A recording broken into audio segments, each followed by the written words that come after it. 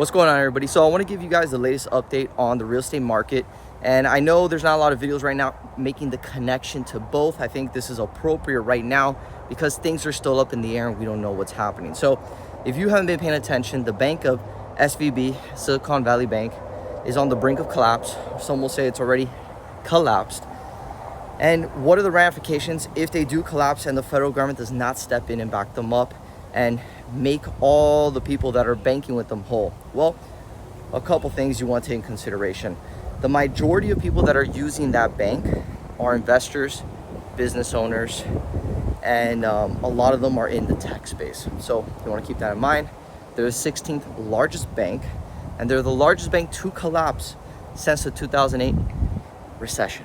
So keep all those things on top of your head. Now, I was also doing some research and saw that Roku had 25% or 26% of its cash reserves held in that bank. Now, that's just Roku. Imagine the other companies that have their money in that bank or banks similar to them, okay? Now, if you're a business owner and you just lost 25% of your cash available, what's the first thing that you're gonna start doing? Let you think about it. You'll start doing some layoffs. That's gonna be the first thing that's gonna happen.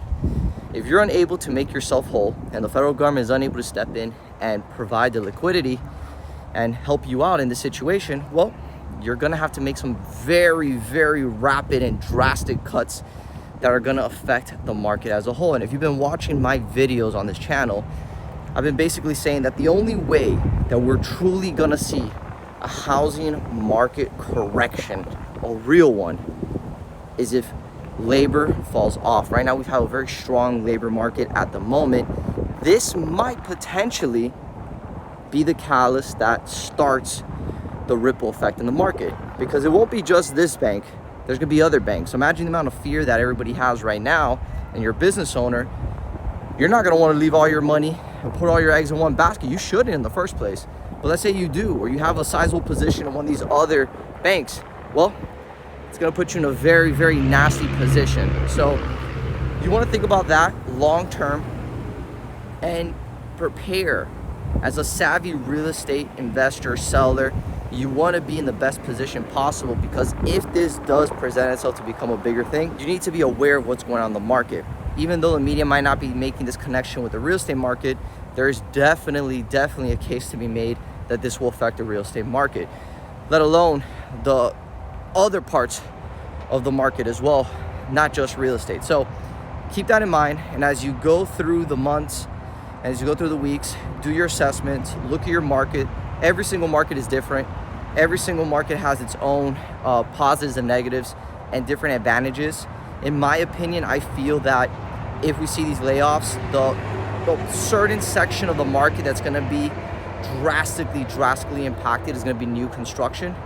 New construction homes right now, unfortunately, those that are buying it at the moment are buying it at elevated interest rates, and they're buying prices of homes that are very, very high.